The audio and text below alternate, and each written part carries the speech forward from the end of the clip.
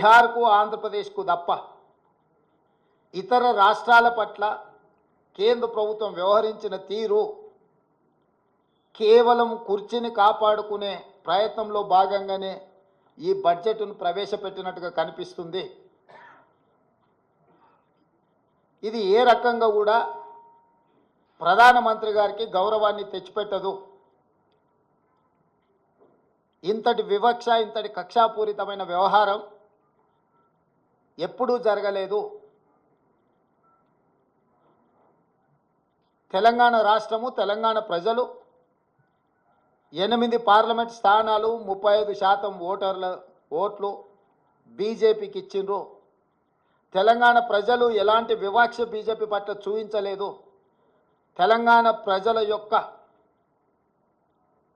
నిర్ణయం వల్ల ఈరోజు నరేంద్ర మోడీ గారు ప్రధానమంత్రిగా కుర్చీలో కూర్చున్నారు. 8 సీట్లను తెలంగాణ రాష్ట్రం నుంచి గెలిపిస్తే కృతజ్ఞత చూపించాల్సిన బీజేపీ కేంద్ర ప్రభుత్వం, నరేంద్ర మోడీ గారు తెలంగాణ పట్ల కక్షాపూరితంగా వ్యవహరించారు. ఎన్నికల కంటే ముందు నేను పదే చెప్పిన, ఓట్లు సీట్లు మాత్రమే తెలంగాణ నుంచి కావాలి, కానీ తెలంగాణ ఆత్మగౌరవం పట్ల కేంద్ర ప్రభుత్వానికి ఎలాంటి పట్టింపు లేదు అని. ఈరోజు అదే విధంగా కేంద్ర ప్రభుత్వం వ్యవహరించింది. కేంద్ర మంత్రిగా ఉన్న కిషన్ రెడ్డి గారు ఈరోజు తెలంగాణ ప్రజలకు సమాధానం చెప్పాలి. బీజేపీ అధ్యక్షుడిగా నరేంద్ర మోడీ గారి మంత్రివర్గంలో యూనియన్ క్యాబినెట్ మినిస్టర్గా కిషన్ రెడ్డి గారు బాధ్యత వహించాలి. తెలంగాణకు జరిగిన అన్యాయానికి తెలంగాణ ప్రజలకు క్షమాపణ చెప్పి తక్షణమే మోడీ మంత్రివర్గం నుంచి తప్పుకోవాలి కిషన్ రెడ్డి గారు. ఇంతటి వివక్ష ఎప్పుడూ జరగలేదు. కేవలం కుర్చీ కోసం మౌనంగా ఉండడం ఇది సమంజసం కాదు. కిషన్ రెడ్డి గారు ఈరోజు తెలంగాణకు బయ్యారం ఉక్కు కర్మాగారం, Kazipet railway coach factory, IIM, ప్రతి రాష్ట్రంలో ఐఐఎం ఉంది. మేము ఐఐఎం కావాలి తెలంగాణ రాష్ట్రంలో లేదు అనిస్తే ధర్మేంద్ర ప్రధాన్ గారు నాకు లేఖ రాశారు, మీ రాష్ట్రానికి ఐఐఎం ఇవ్వము అని. భారతదేశంలో ప్రతి రాష్ట్రంలో విద్యార్థులు చదువుకోవడానికి ఐఐఎంలు ఉన్నప్పుడు తెలంగాణ రాష్ట్రానికి ఎందుకు ఇవ్వరు? నేను ప్రధానమంత్రి గారిని కలిసి స్వయంగా ఐఐఎంకు లెటర్ ఇస్తే ప్రధానమంత్రి గారు సంబంధిత శాఖ మంత్రికి పంపిస్తే ధర్మేంద్ర ప్రధాన్ గారు నాకు లేఖ రాసిండ్రు 3 రోజుల క్రితం, మీ తెలంగాణ రాష్ట్రానికి ఐఐఎం ఇవ్వము అని. ఎందుకు ఇవ్వరు? ఐఐఎం మనకి ఇవ్వనప్పుడు కిషన్ రెడ్డి గారు ఎందుకు కొనసాగుతున్నాడు కేంద్ర మంత్రిగా? పాలమూరు రంగారెడ్డి ఎత్తిపోతలకు కేంద్ర ప్రభుత్వం ఎందుకు నిధులు ఇవ్వను అంటుంది? పోలవరం నిర్మాణానికి 1000 కోట్ల రూపాయలు ఇచ్చే కేంద్ర ప్రభుత్వం ఎందుకు పాలమూరు రంగారెడ్డి ఎత్తిపోతలకు కేంద్ర ప్రభుత్వం ఆర్థిక సహాయం చేయనంటుంది?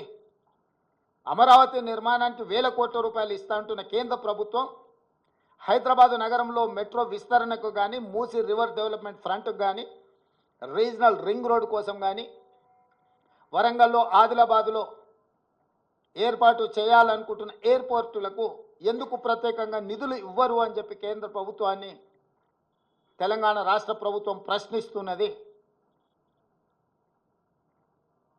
పెద్దన్నగా మేము భావిస్తుంటే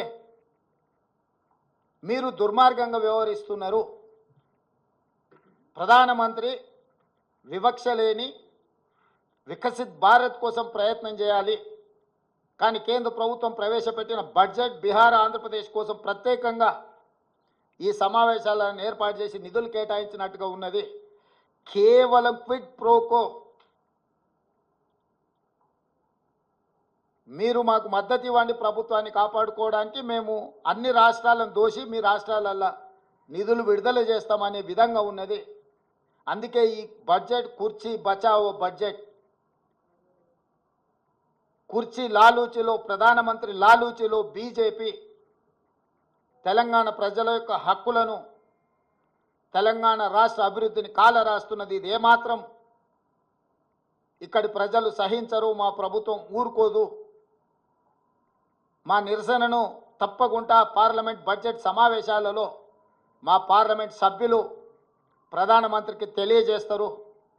8 మంది ఎంపీలను బీజేపీకి ఇస్తే మౌనంగా ఉండొచ్చేమో, బానిసలుగా తల వంచుకొని మోడీ ముందు నిలబడి ఉండొచ్చేమో, కానీ కాంగ్రెస్ నుంచి గెలిచిన 8 మంది పార్లమెంట్ సభ్యులు మిగతా పార్లమెంట్ సభ్యులను అందరిని కూడా సమన్వయం చేసుకొని తెలంగాణ ప్రజల యొక్క హక్కుల కోసం ఖచ్చితంగా పార్లమెంట్లో నిరసన తెలుపుతారు. ఆంధ్రప్రదేశ్ పునర్విభజన చట్టము అని అంటే కేవలం ఆంధ్రప్రదేశ్కే నిధుల విడుదల కాదు. ఆంధ్రప్రదేశ్ పునర్విభజన చట్టం అనేది తెలంగాణ రాష్ట్రానికి కూడా వర్తిస్తుంది. ఇది అవగాహన రాహిత్యమా, కక్షాపూరితమైన వివక్షణ? బీజేపీ నాయకత్వం చెప్పాలి తెలంగాణ ప్రజలకు సమాధానం. మేము ఎంత ఫ్రెండ్లీగా ఉండడానికి ప్రయత్నం చేసినా, ఎంత కేంద్ర ప్రభుత్వం నుంచి సహకారాన్ని పొందాలని మేము చేస్తున్న ప్రయత్నాలు ఏవి ఇది తెలంగాణ ప్రజల చేతగానితనం కాదు, ఇది తెలంగాణ ప్రజల యొక్క మంచితనం. అందుకే సవరించిన బడ్జెట్లోనైనా నిర్మలా సీతారామన్ గారికి అవకాశం ఉంది.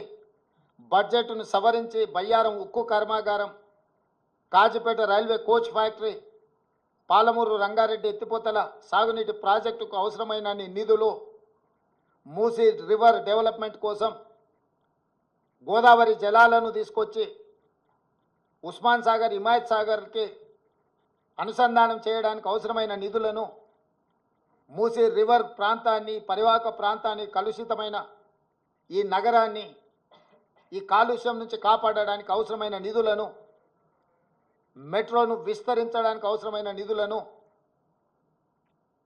ఫార్మా రంగంలో ఫార్మా విలేజ్లను ఏవైతే నిర్మించాలనుకుంటున్నామో దానికి సంబంధించిన ఇన్ఫ్రాస్ట్రక్చర్ కోసం అవసరమైన నిధులను సవరించిన బడ్జెట్లో పెట్టి వ్యవహరిస్తున్న విధానాన్ని మార్చుకొని కక్షలు వివక్షలు పక్కన పెట్టి తెలంగాణ రాష్ట్ర అభివృద్ధికి సహకరించాలి. అట్లా కాకుండా వ్యవహరిస్తే భారతీయ జనతా పార్టీకి తెలంగాణ రాష్ట్రంలో నూకలు చెల్లినట్టే.